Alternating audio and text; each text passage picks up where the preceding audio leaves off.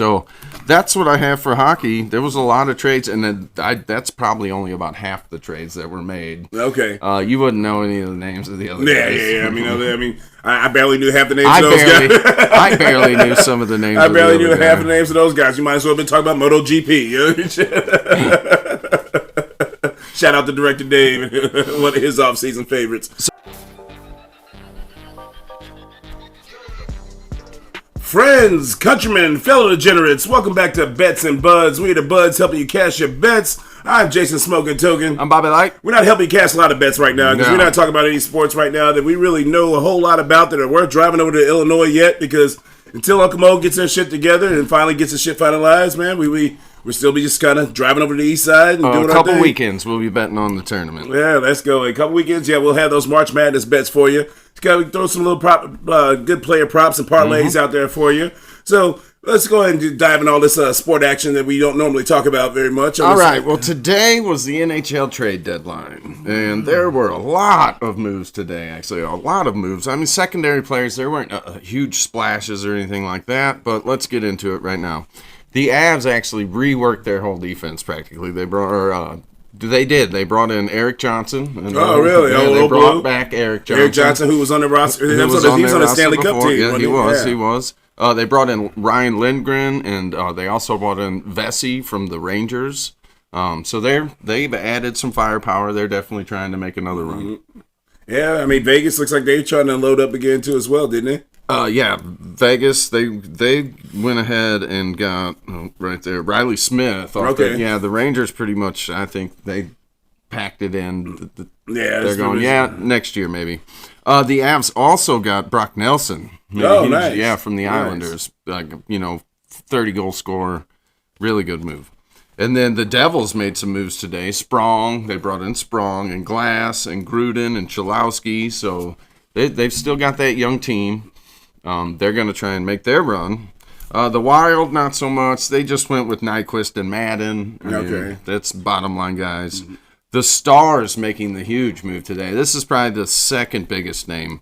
Rantanen getting traded for the second time this season. Wow. The Avalanche traded him the first time to Carolina. Now Carolina has traded him to the Stars for 2 conditional first-round picks and 2 thirds, and one of those is also conditional. So. All right, so hockey moves are being made. The Blues, unfortunately, did not make any moves this trade deadline. Not that I'm upset about it.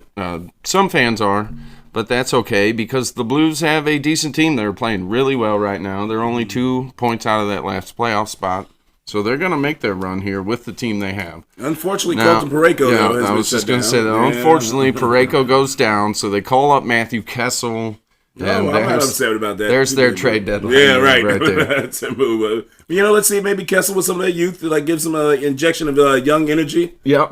I mean, he's a young kid. He's got his 19 games left to prove, that he belongs on this roster. Right. Because we do have an older defense, and some of these guys are not going to be here next year. No, yeah. I mean, they're going to have to clean house a little bit on the defense side. With that being said, the Leafs did not actually acquire Shin, who had been on, the speculation for them. Mm-hmm. So they flipped and went with Lawton from the Flyers, bringing him in to be their third-line center. The Jets made some moves today. I mean, they are actually the point leader in the NHL right now. The Jets are, and that's a rare thing to say. Their problem is always the playoffs. That's usually where they seem to always they kind of come apart. But Hellebuck, he's probably going to win his 3rd Vezina this year. So I mean, they're rolling. Yeah. They brought in Tanev, a forward. He's former 40-goal guy, and Shin's brother Luke.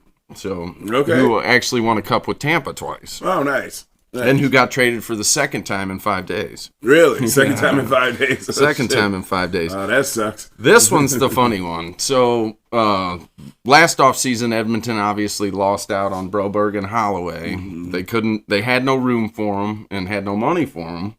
Well, now they brought in a former Blue, Wallman, who was here, defenseman, and they went out and they traded for Frederick from Boston. Boston pretty much cleaned house today.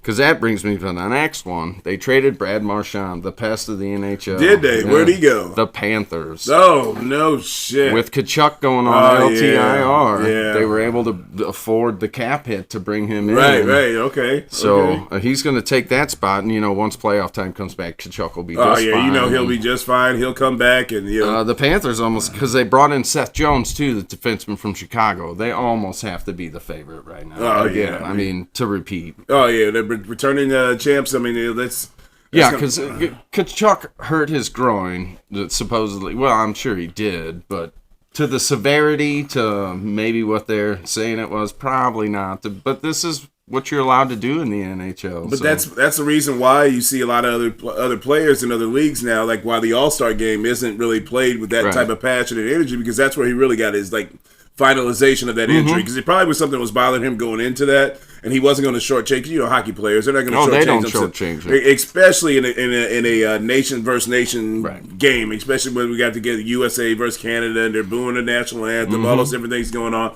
He gets a heated rivalry, so them guys are going to go all out and play those games to win. I mean, there's so much pride when it comes to that type of nation on nation. You're not wrong. You're not wrong. Game. So, and my final team is the Lightning. I think they brought in Borkstrand, and he actually scored a winner for him last night in his first game. Really? Yeah, and they also brought back a two-time Stanley Cup champion, Jan Gord. Oh, nice. Yeah, really? That was on that team. He got plucked by Seattle in the draft. Okay.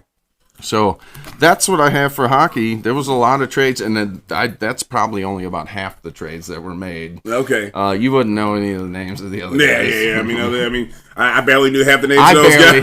I barely knew some of the names. I barely knew half the names of those guys. You might as well have been talking about MotoGP. Shout out to Director Dave, one of his off-season favorites. So now the push begins for the Cup. Like I said, the Blues are 2 points out of that spot. With 19 games to go. Just got to get in and try to see if you can get in and win. Just got to get in. All right, so I'll touch on a little bit of NBA action while we're at it before we go into the college ranks here. So we got the obviously the big story has been if you turn on ESPN, they will not stop showing the Lakers. I am a Lakers lifetime Laker fan. We got the LeBronich phase now of the Lakers right now. LeBron's getting to be taken off the ball. Luka's been dominating. They're 10-2 since he's been picked up by the Lakers there. Lakers doing what the Lakers do. They always bring in some star to kind of help project them going forward to the future. Apparently, it's coming out now that Anthony Davis wasn't happy there. He wasn't happy with his role. That's why he was asking for a center to be brought in. Yeah, obviously, his injury history there. That's why so many people are pissed about this trade, because essentially Dallas basically gave away a generational superstar. Oh, yeah, without a doubt. For a guy that's in his 30s who has injury issues. Luka took them to the NBA championship finals last year. So, it obviously is a bad move on their part, but this is what the Lakers usually do. They always find a way to keep themselves relevant in the basketball conversation, especially with Boston winning their 18th championship and taking the lead in those two franchises on championships, because the Lakers are at 17 right now. So they're trying to bring themselves back in it. LeBron this is going to allow himself to have probably another year or two, possibly, with Luka being on the pitcher now. Oh, yeah, without him having to put all that. Yeah, when he doesn't have to when he doesn't have to be the main ball handler, and Luka can be the facilitator. I mean, they've looked and surprisingly have looked very well together this early on, and it's been a transformation of the entire team. So 10-2, that's a good run. 10-2 right now. I mean, NBA is actually in a very healthy spot. The Oklahoma City Thunder are very that dominant performance. SGA has been going off like crazy. He's probably going to be your MVP this year.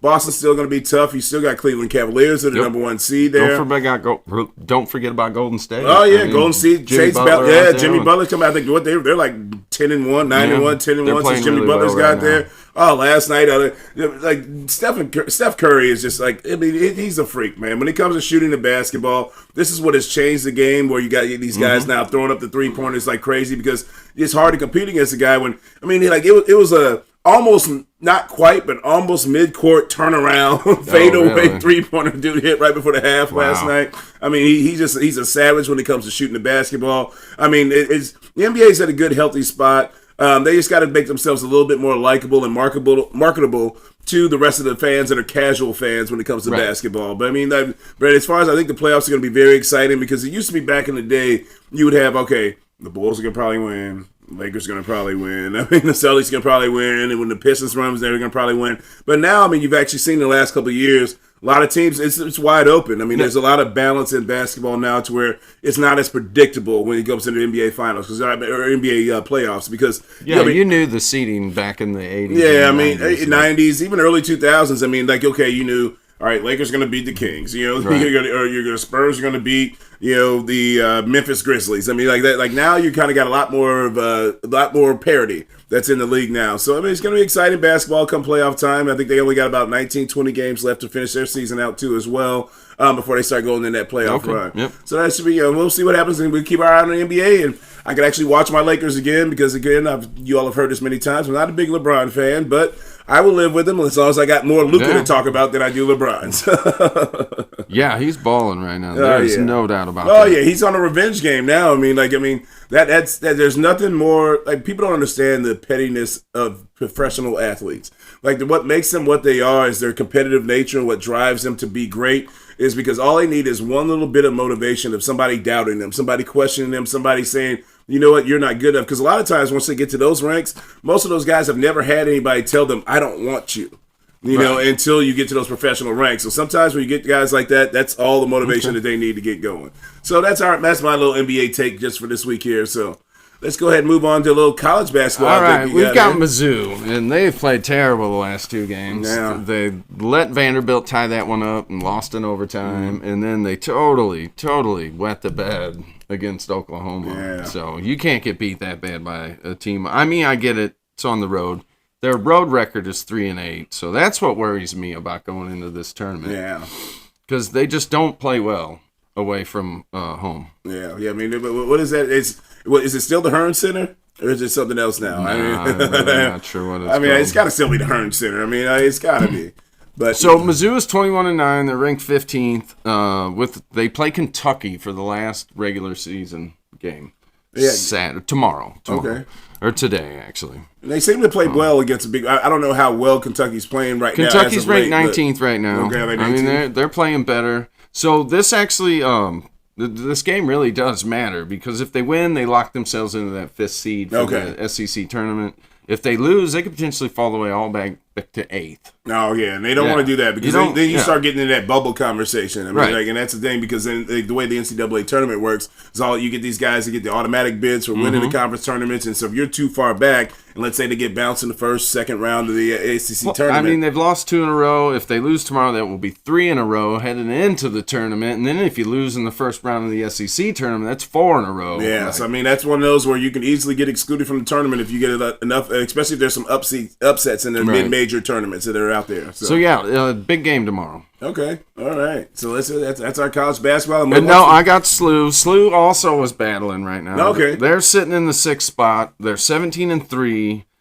If they win, they lock in, or they can move up to the 5th. If they lose, they're locked into that 6th spot. So they're going to have to win the A10 tournament. Oh, yeah. Yeah, they're going to have to win the A10. I mean, that's the only way SLU's going to get in is they're going to have to win the A10 or have a hell of an impressive run and, barely lose in the finals. Yeah, and then barely lose. Even then, that would only put them at, 21-13. Yeah, that's tough. Yeah, that's not going to get in. Not for a team like SLU. Yeah. I mean, that's just not going to happen. Because they're bad on the road, too. Yeah. That's been a... but I mean, again, it's the first year with the Indiana State coach and Robbie Avila or whatever his name is. They came over from Indiana State. They had a kind of darling run last year in the tournament. So now Drake is playing they played today and won. Now they have the most wins in the country right now, and that's the Missouri Valley Conference tournament that's going on downtown. Okay, yeah. But the funny thing is, 4 of those starters were playing in Division II last year. Really? Yeah, at some state college. Then they all came with the coach who went to I don't remember his name, but he's first-year coach at Drake, and he's got these kids playing amazing. Well, and those are teams you always want to look out for when you start trying to put together a little parlay, like the little three-game money line parlay out there for the March Madness, because they pay out very well. That's why that's the only sport that I will bet on, or only gambling entity I bet on now. We'll take that drive over for because the juice is just worth the squeeze when it comes to it. It really is.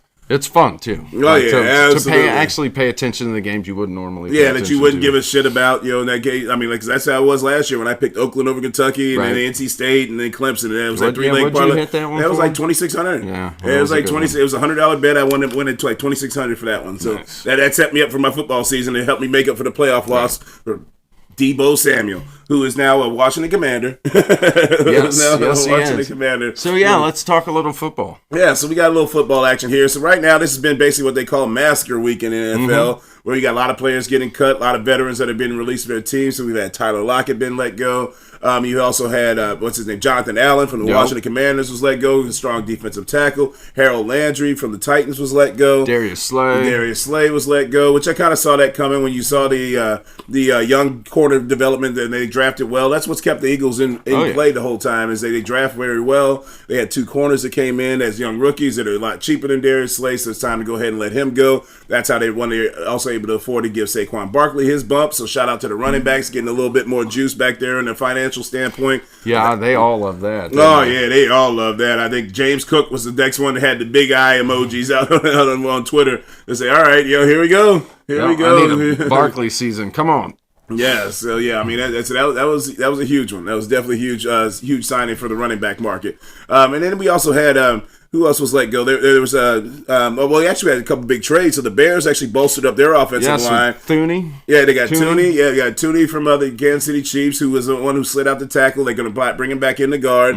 They got him in the trade. I think for like a 4th round pick. Then they also got Jonah Jackson for the Rams, who was actually a Ben Johnson offensive line with the Detroit Lions. So he's actually going to familiar with that offensive scheme. So you actually shored up your guards. They had a decent tackle because they got Darnell Washington, I think, last year in the draft, and he was a pretty solid tackle as long as he keeps improving and going forward. The only thing they really need to shore up now is their center position. So hopefully that gives Caleb Williams a shot for all you Bears fans out there to actually solidify that offensive line, because he was sacked so many times. He was. And that makes it a hard life for rookies when you're getting hit running for his life. And they don't want to have another season like that, because then all of a sudden his eyes go from down the field to looking down here, looking at that pass rush. And once that happens to a quarterback, where you start getting shell shocked like that, you're pretty much done.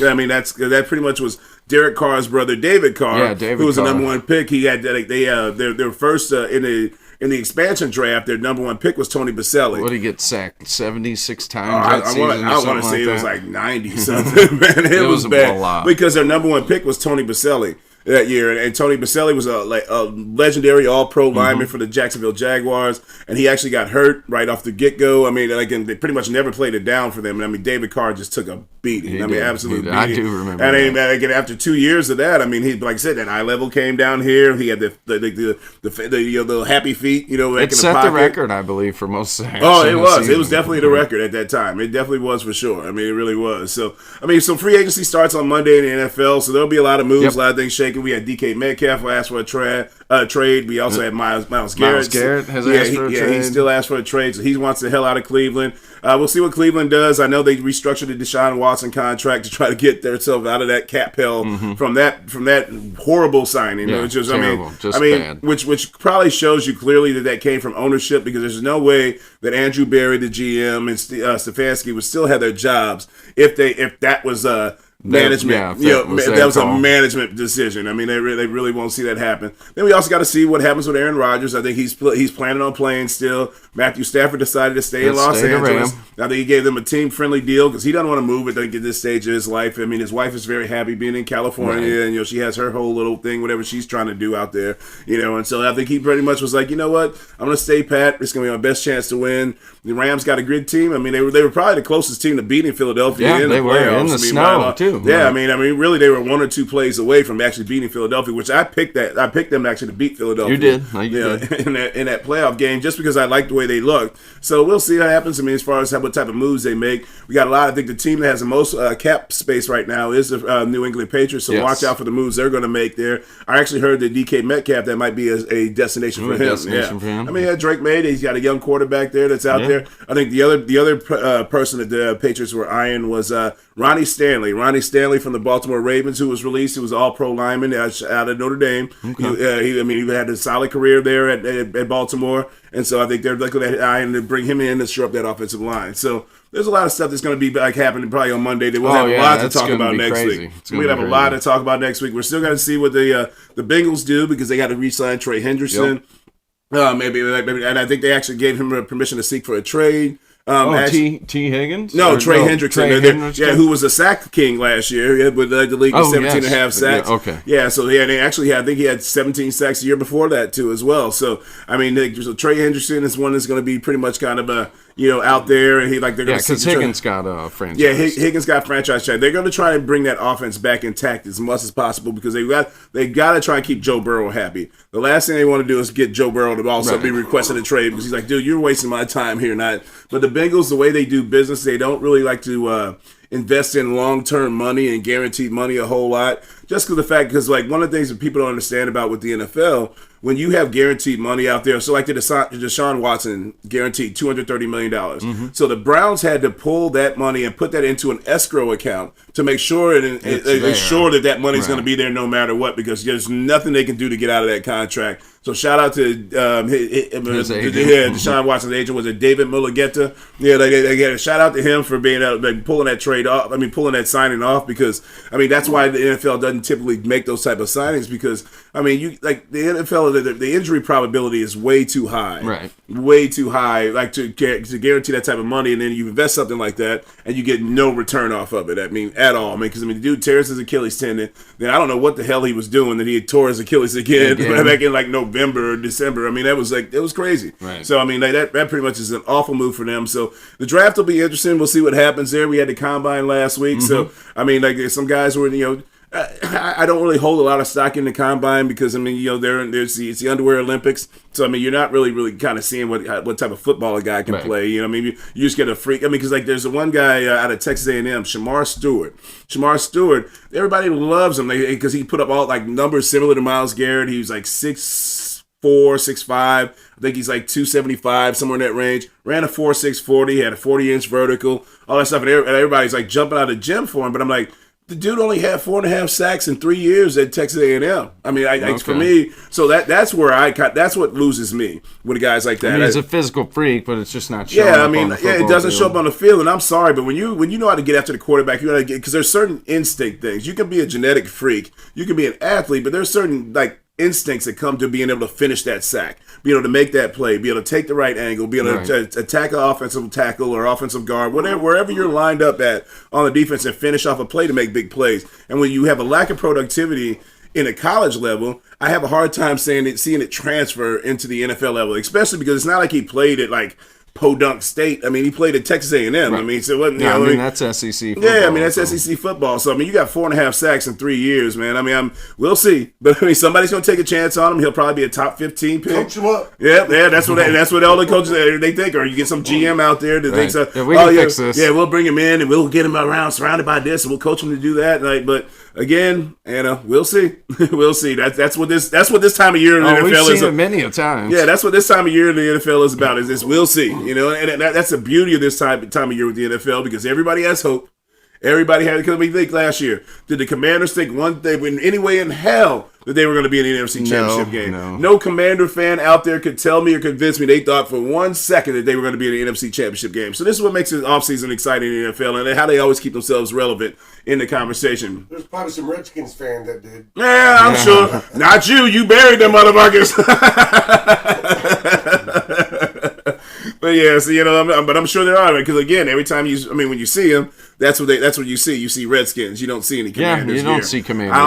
I don't think there's been any Commanders gear flying off the shelves at anybody. People just breaking out that old John Riggins, the old Joe Theismann. Shout out Director Dave coming out the glass case there. So this is the time for all the hopes and dreams to be fulfilled. I'm a Cowboy fan, so go Cowboys. I would say go Cowboys, but my hopes aren't too high. My hopes aren't too. Jerry Jones is still alive. My hopes aren't we got a new coach. Yeah, we got it. Yeah, we do. Yeah, we do. We'll see.